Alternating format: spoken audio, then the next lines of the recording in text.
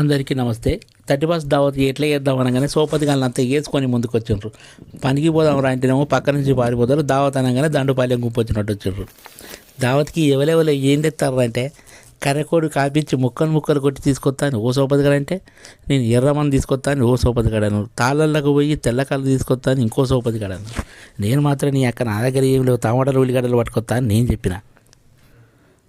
అందరం కలిసి ఆటోలో మా సోపతి గారిని బాయికాడికి పోయినాం. బాయికాడికి పోయిన తర్వాత కొట్టవల్ల 3 గుండ్లు తీసుకొచ్చి పొయ్యి పెట్టి అంటే ఇట్లా ముక్కలను చూసినాక పానమాక ముక్క ముట్టుకోపోయినా. నా సోపతి గారి చేయి మీద చెటక్కున తెరిచిండు. ఏందిరా కట్ల కొడుతూ అని అడిగిన.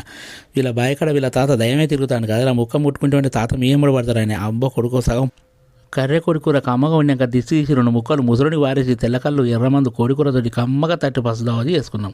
గీది అన్నట్టు దావతి ముచ్చట.